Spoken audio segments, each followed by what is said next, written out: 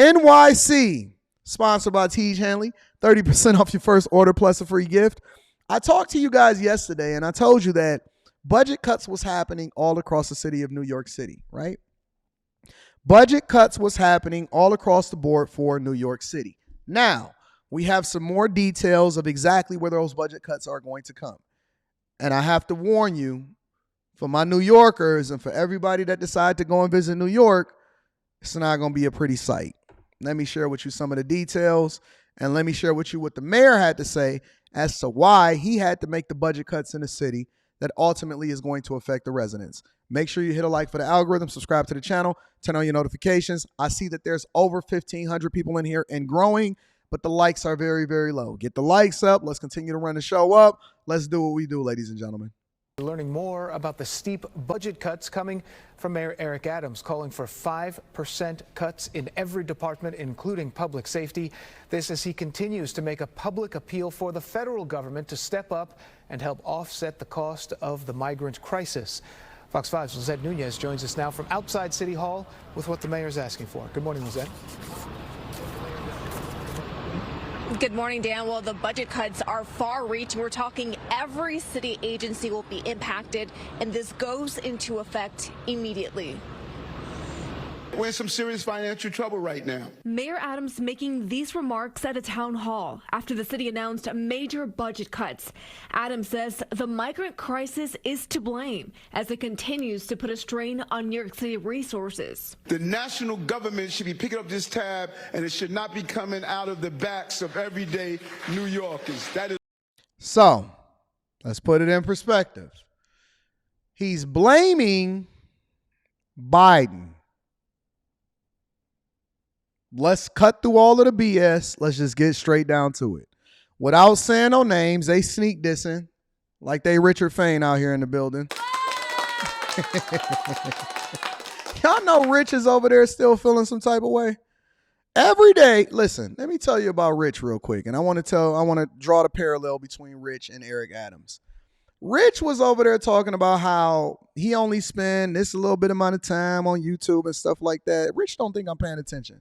And I ain't got no smoke for Rich personally, but I just want to point out the similarities. Rich is creating videos and live streaming day and night. I seen him on a live stream last night. I seen him on a live stream yesterday morning. Rich is out here putting out so many videos all of a sudden, trying to run that bag up. Shout out to Rich working hard with his passive income ass. And then he want to keep throwing little sneak disses in there in between like I ain't paying attention. Rich, I see you, big dog. Hey, shout out to Richard Fain. Tell him I said what up, though. You know me, I just say it exactly what it is. I just call it like it is. I just say the names. He over there speaking with forked tongue, working hard, working his ass off, doing live streams all of a sudden. Rich used to just drop videos. Now all of a sudden he doing live streams. I mean, he going live in the daytime and in the nighttime. Got different backgrounds, don't know how to do a thumbnail. But Rich is taking care of business and Rich is getting to that bag. He working his ass off just like me, right? Shout out to Richard Fain. Oh, but the similarities between Richard Fain, the similarities between Rich and Eric Adams. Rich, we just joking. Don't worry about it, Rich. Don't take it personal. You 55, you retired, you still working your ass off. Don't worry about it. Richard Fain and Eric Adams are very similar because they don't want to just call it out by name. If you got something on your mind and get it off your chest, big dog, don't sneak this. Eric Adams should be saying, you notice that too, Noble Xavier? Eric Adams should be saying Biden is not. Just like Richard Fain should be saying, Anton is upsetting me, and now he's forcing me to go live every single day and night at the same time. He should be saying, it's Biden. Biden is not giving us the money that we need in order to make sure that these migrants is taken care of. Well, Eric Adams,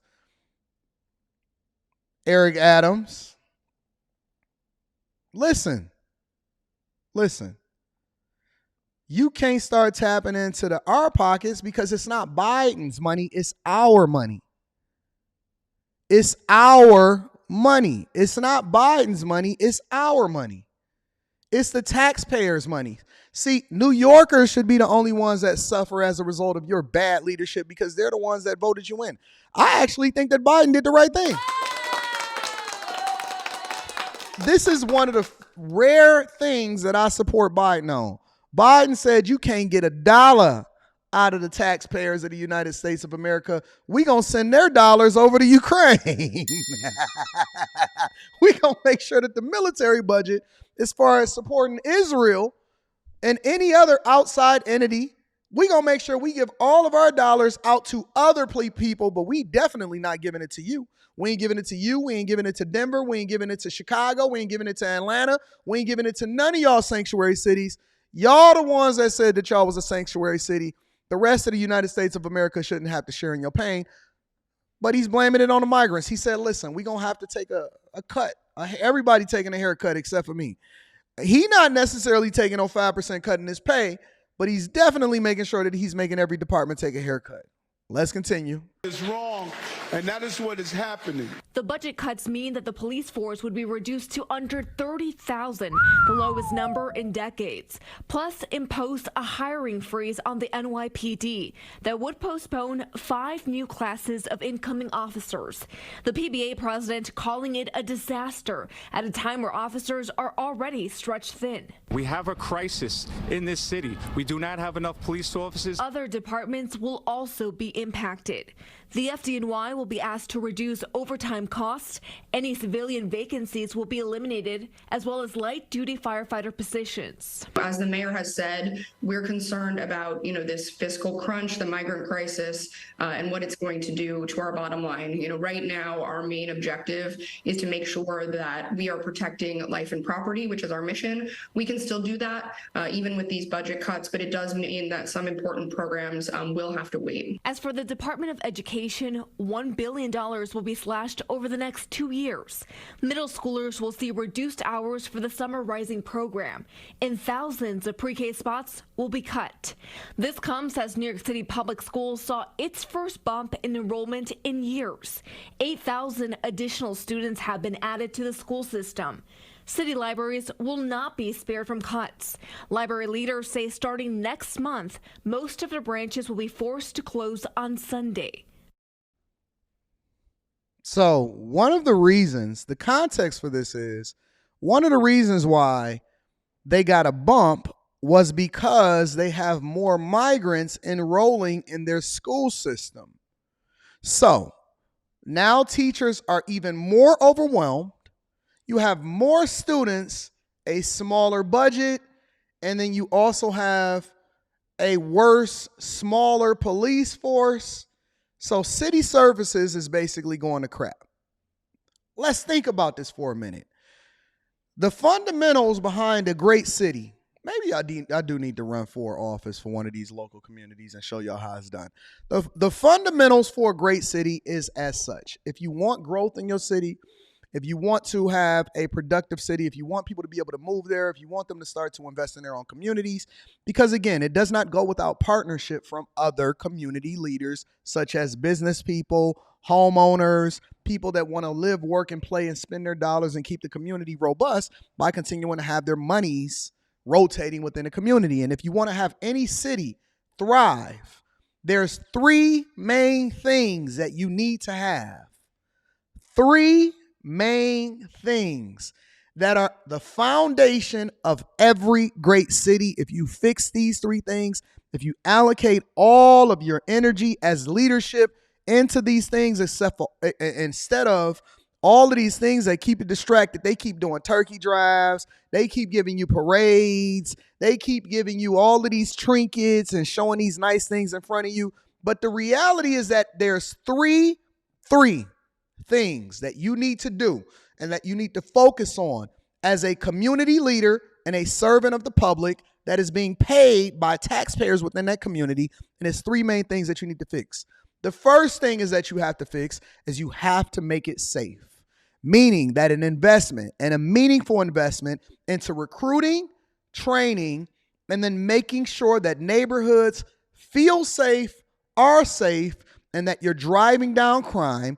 That is the number one thing that you need to make sure of, is that you have to have to get behind whomever it is that's running the police department and make sure that things are safe. Because if people don't feel safe, they will not go into a community. The second thing that you have to make sure you do is you have to make sure that you empower whomever it is that's running the school system and give them every tool and resource that they need in order to make sure that education, when parents move into a community and when they stay for an extended period of time, they do so because of the school system. It's one of the first things that people look at when they're going to move into a community. What is the schools like? Because even when I teach all inside of the Patreon, who are you vetting for? Who do you want inside of your properties? You want to give precedence for people that have smaller children and they are working adults. Why? Because they're more invested in that community and they're less likely to uproot their children and move to a completely different community based off of the fact that they want their children to have stability and go to the school system that they're invested in. Safety, schools. Third thing that you want to have in any community in order to make sure that the city thrives is public transportation. I know that y'all don't think that this is a good thing, but it is. It is a really good thing because you then empower people to be able to make adjustments, live, work, and play all in the same area. Again, from a business perspective, you want to keep all of the dollars circulating in the community. Secondly, you want to empower people to be able to get back and forth and not be dependent on other things that will then take resources away, such as sending money over to the finance companies. You want to make them interdependent on themselves. If you give them a great public transportation system, being able to get to and from, right? Which means that you have to invest in infrastructure. That's one of the reasons why you're investing in infrastructure. If you give them a good public transportation system, you also give them the ability with good public transportation systems to be able to find jobs, get out, go back and forth, bring money and resources back into the community, which means that you have to spend more money invested in infrastructure. And then you also give them great education, right? Because everybody wants their children to have great schools. And then last but not least, you have to focus on public safety. Those are the foundations of a great city, not turkey drives, not senior community care, not any of those things. When you cut out all of the fat from the government budget and you allocate all of the resources into going into the things that's meaningful instead of all of these different things that don't really mean anything, that keeps people voting the wrong way instead of understanding exactly how a city is supposed to run, you will then start to find yourself at the forefront of a thriving community. And it's not going to remove every single thing that is wrong with a city, but it's the foundation that allows for people to be able to thrive in any community. It is those three things. If you fix those three things and you recruit accordingly into those sectors within the city, everything else will start to thrive around it. If the soil is rich, then the flowers will grow. And you have to weed out the bad actors in order to allow for everybody else to thrive within that community. If you do not have those three things, you will fail. You cannot cut your way over into success. You cannot lay off your way over to success. You cannot then cut city services. You can't cut sanitation, education, public safety. That is a no-win situation, and it is a surefire path on your way down to destruction in order to bankrupt the city eventually. And it's not going to come on his watch. It's going to come on the watch of whoever it is that replaces him, because he's the foundation of what is wrong with the city in the first place. I'm telling you, those are the things that force a city to start to put itself in a position to thrive. You will then have better bond ratings. You will then have a better community service leadership. You will have business partners that want to invest in it because they understand that you're actually working on behalf of the citizens, and then they want to get the incentives in order to continue to bring jobs there. You start to make the right public tax cuts, which then start to bring more investment into your city, because if you work with the business owners, they then will bring more people into the city that are on the payrolls that then pay more city taxes, and they start to live, work, and play and all in the same community because they don't have to commute inside and out in order to get there for their job. That's how you run a city. So for every mayor, every city council person, every governor, if you want to understand the fundamentals of how to run a city and not just play politics in order to make the people to continue to vote you in, and you want to do a good job, then that is the foundation of it. Pitch it to your constituents, talk to the people, help them to understand how you're going to make them safer. Develop a 5-point plan of how you're going to start to get the education system better. Make sure that you start to invest in an infrastructure that allows for people to actually be able to thrive, live, work, and play all in the same city. And they will vote you in, and they will love you, and you will do a good job, and you will have a great legacy within that city. They will build statues after you.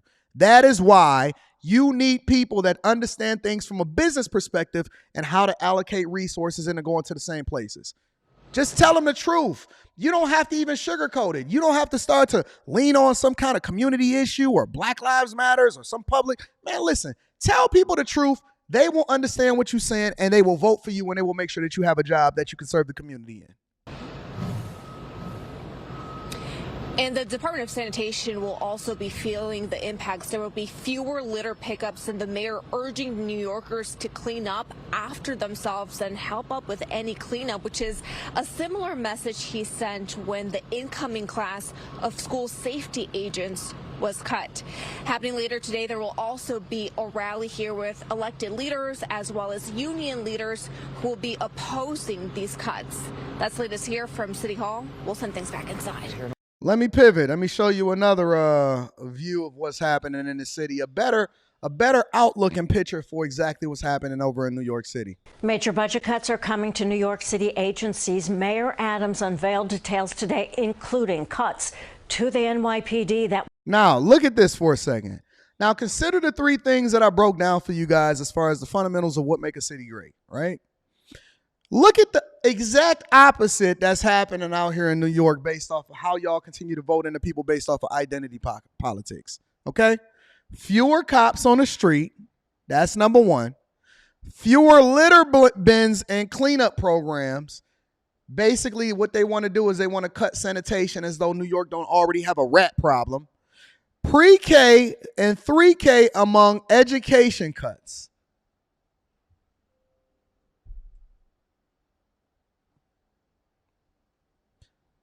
Is this not the weirdest thing that you've ever seen in your entire life? Doing the opposite and expecting to get better results? Will drop the number of police officers patrolling the streets to the lowest number since the 1990s. Also, fewer litter baskets on street corners and fewer resources for cleaning up vacant lots and greenways. Cuts to education programs, including pre-K and 3K, and more cuts. And tonight we're hearing from New Yorkers about how these cuts could impact the quality of life. CBS 2's Lisa Rosner on the Upper East Side with this part of the story. Lisa? Well, Dana and Dick, many New Yorkers we spoke to are disappointed by the cuts, concerned about safety and cleanliness. And as you mentioned, there will be fewer litter baskets on the streets like this one here on 2nd Avenue and 86th Street. You can see even with it here, there is still trash on the street. It used to be cleaner. I think it's terrible. New Yorkers and tourists alike told us. Now, if you've ever visited New York City, I know that there's a lot of people that have. There's a lot of people that haven't. This is a normal sight in New York, right? Now, remember, as far as I know, and I could be wrong because I'm a C student, so forgive me a little bit, Tokyo has more people within the city than New York. There's estimated to be 8 million people that live in New York. This, what you see right here, is a common seen on every single block and street for New York City. Sanitation and cleanup is a multi-billion-dollar industry, especially in New York. New York has a rodent problem. And what Mayor Adams is suggesting is that we make cuts to sanitation inside of the city of New York. This is why I could never move there. As much as I love the culture, as much as I love the people, as much as I love the opportunities that come along with there, it's the taxes and the way that the leadership is running the city that just drives people away from it. Noticed more trash in the city, and it's likely about to get worse. A $5.5 million cut to sanitation means there will be fewer litter baskets. And it's not just concerns about a dirty city, but a potentially dangerous one. Also being cut, the next 5 classes at the police academy. Nobody wants the cops to do anything, and now you're going to cut them more. The number of officers is expected to drop by around 5,000, from nearly 34,000 to 29,000 in the fiscal year that starts next July. The Police Benevolent Association president saying in part, this is truly a disaster. Cops are already stretched to our breaking point, and these cuts will return us to staffing levels we haven't seen since the crime epidemic of the 80s and 90s. We cannot go back there. Let's read that again. This is truly a disaster. Cops are already stretched to our breaking point. These cuts will return us to staffing levels we haven't seen since the crime epidemic of the 80s and the 90s, and we cannot, absolutely cannot go back there. It's going to look like The Warriors. Have y'all ever seen the movie The Warriors? Have y'all ever seen The Warriors? Dame says, Anton, can you explain how Mayor Eric Adams sees benefits in these cuts? I don't think he sees benefits. I can't explain this craziness. If you didn't see the repercussions that was going to come along with this, especially as it relates to all of the money that they were allocating over into the migrant crisis, if you didn't see that this was going to take place a long time ago, you the fool. You the fool. Y'all didn't see this coming. Y'all didn't hear me warning y'all all year since the beginning of the year. You didn't hear me bringing this to the front of the congregation and saying that this was going to happen. I told you that this was going to happen. I warned you. That's why they call this the Millionaire Morning Show, is because we figure out where it all comes back to the money. See, when we have conversations, we're not having conversations based off of politics. We're having conversations based off of where it comes back to the money. The three things that I laid out for you guys is the foundation for a thriving city based off of finances and resources. This was going to happen. This was always the plan. And if me, a C student, can say that this was going to happen, and I've been predicting this since this guy got in office, how wasn't they able to see it? So I'm able to see it when y'all elected him. I warned y'all with regard to Eric Adams, Brandon Johnson, and every last one of these politics that's being elected in the office, and you called me crazy. You said that I didn't know what I was talking about. Okay, well then now you have to lay in the bed that you made for yourself, because your schools is getting cut, public safety is trash, more rats is going to be on the street, and everybody don't really pay attention to what's really happening because they are literally sheep, and you guys are just walking right into the mire, right into the buzzsaw. Right into the buzzsaw. You can't see that this was going to happen? We didn't predict that this was what was going to play out? And your schools are being overrun because you're going to have more students, which means that each teacher is going to have more students in each classroom, which is going to lower the quality of learning within these environments.